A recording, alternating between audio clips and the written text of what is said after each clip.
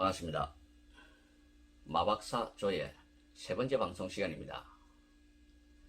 제 방송을 보시고 댓글을 남겨주신 분과 구독 신청을 해주신 분들께 진심으로 감사의 말씀드립니다. 여러분의 성원에 힘입어 앞으로 더욱더 발전하는 마박사가 되겠습니다. 요즘 많으신 분들이 어떻게 하면 마약을 끊을 수 있는지 문의를 하시는데, 솔직히 말씀드리면 마약은 끊는다는 표현보다는 잠시 중단한다는 표현이 맞을 것 같습니다. 마약을 완전히 끊는다는 것은 사실적으로 불가능에 가까울 정도로 힘든 일입니다. 지금 마약을 끊었다고 해서 영원히 끊는 것은 아닙니다. 이 사람이 10년 후가 될지 20년 후가 될지 언제 다시 마약을 하게 될지 모르기 때문입니다. 어쨌든 마약을 끊기 위해서는 어떻게 해야 되냐? 마약은 중독성과 동시에 습관성입니다.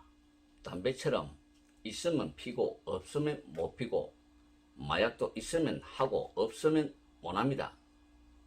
없다고 해서 자기가 만들어 할 겁니까?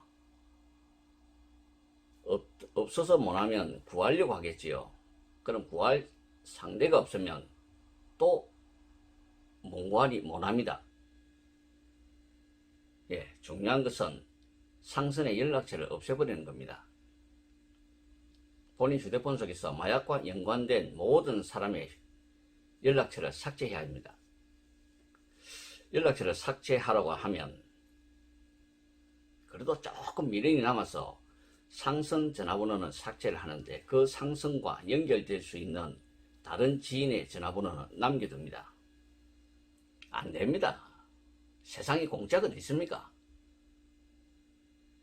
마약을 끊을 결심을 했다면, 정말 힘든 일인데 그 결심을 했다면 자기도 손해보는 게 있어야 됩니다. 직접적이든 간접적이든 연관되는 전화번호는 사회생활에 불편함 좀 느끼더라도 전부 없애버려야 됩니다. 제일 중요합니다. 그리고 두 번째, 마약을 끊은 사람이 그 허전함을 달리기 위해서 술을 마시게 되는데 안 됩니다. 마약과 술은 상극입니다. 상극. 그리고 마약을 끊으려면 술도 동시에 끊어야 됩니다. 마약을 끊은 사람이 다시 또 마약을 하게 되게 만드는 원흉 중 하나가 술이고, 대부분이 7, 80%가 이 술 때문에 다시 마약을 하게 됩니다. 마약을 끊고서 술을 마시면 다시 또 그 자리 못 오십니다.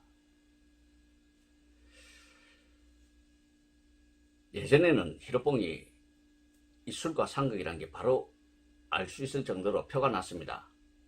예를 들어 길거리 술 먹고 자는 사람이 있으면 그 사람의 히로뽕 한잔 놔주면 인나서 옷 털고 집 갑니다. 5초도 안 걸립니다. 그 사람도 어리둥절하지요. 분명히 술 취해가 길에 자고 있었는데 갑자기 정신이 맑아지고 자기가 집에 가게 됐으니, 요즘 술은 히로뽕은 그렇지 않습니다. 좀 성분이 약하다고 할 수 있지요. 술 취한 사람 히로뽕 한잔 맞으면 옛날엔 완전히 깼지만 지금은 조금 깨는 듯 마는 듯 이 정도입니다. 왜? 옛날 히로뽕과 지금 히로뽕은 히로뽕이 아닙니다. 옛날 것은 염산 에페트린이라는 그 원료로서 만들지만 지금은 이 원료를 구할 수 없기 때문에 이 원료가 1차 정제된 마황수로서 만들기 때문에 옛날 같은 성분을 만들어낼 수가 없습니다. 왜 그렇게 됐냐는 다음 기회에 설명드리겠습니다. 그것이 중요한 것이 아니니까 몰라서 말씀 안 드리는 것은 아닙니다. 시간상 지금은 1분 1초가 아까운 시간입니다. 저한테는. 그 다음에 여자입니다. 여자 문제는 이성적인 문제라서 제가 말씀드리기 좀 그렇지만, 히로폰을 하고서 여자와 성관계를 가진 사람은 맨정신에 여자와 성관계를 하려면은 성욕이 안 땡깁니다. 여러분도 잘 아시겠지만 히로폰 하고서 연애한 사람은 히로폰 안 하고서는 못 합니다. 그렇기 때문에 우연한 기회에 여자가 생기면 제일 먼저 생각나는 것이 마약입니다. 이럴 때 히로뽕이 있어야 되는데 그래서 힐봉을 찾게 됩니다. 그러니까 이 세 가지 전화번호 없애고 술과 여자를 조심하면 됩니다.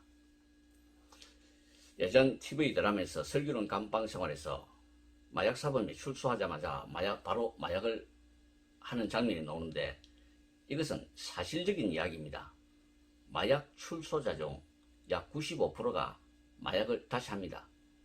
나머지 5% 시간 문제입니다. 이 사람도 얼마 안 가서 다시 합니다. 그러면 100% 다 하는 거지요. 그만큼 마약은 무서운 것입니다. 그리고 슬기로운 감방 생활에서 마약 출소자가 상선에게 꼬이가지고 마약을 하자마자 수사관들이 와서 잡아갑니다. 이거 뭐 어찌 보면 함정수사 같은데 이걸 던지기 수법이라는데 옛날에는 이러한 수법에 수많은 사람이 당했습니다. 억울하게. 뭐 예를 들자면은 이 사람을 작업해야 되겠다 싶으면은 그 사람 차에 올라탑니다. 이런저런 이야기 하다가 그 사람 이야기는 도중에 몰래 의자 밑이나 다시방에다가 마약을 놔둡니다. 그리고 내리서 수사관에게 알려줍니다. 저 사람 차에 어디에 마약 얼마나 마약 들어있다고. 수사관이 들어가 잡습니다.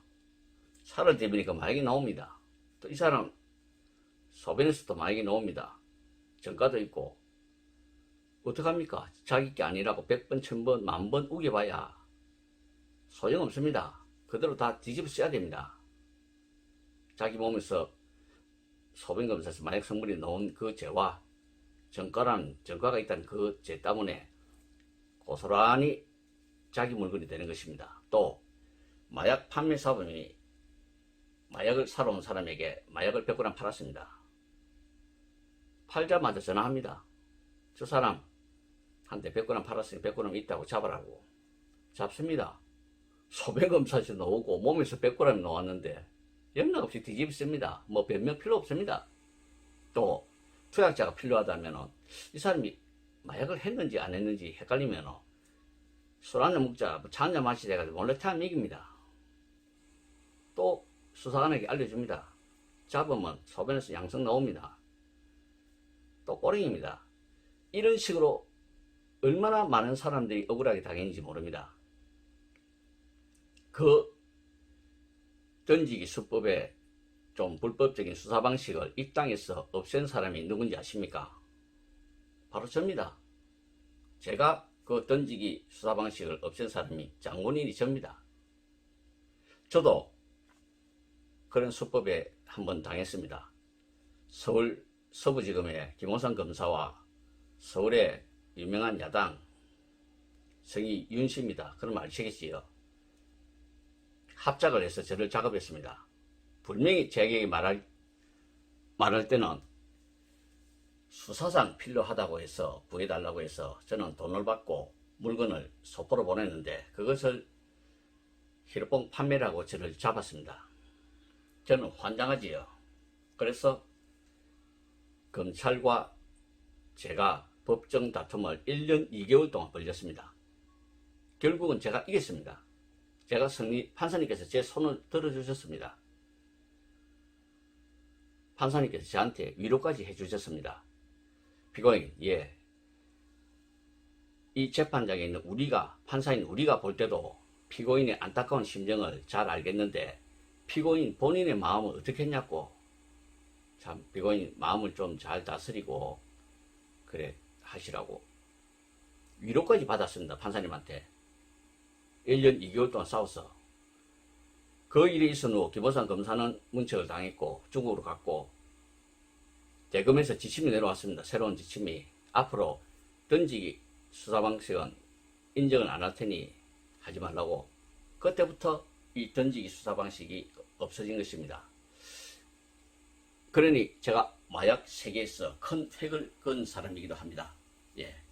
오늘 또 시간이 다 된 것 같습니다. 예. 방송 마치겠습니다. 마박사 조였습니다. 앞으로 많은 성원 부탁드리겠습니다. 감사합니다.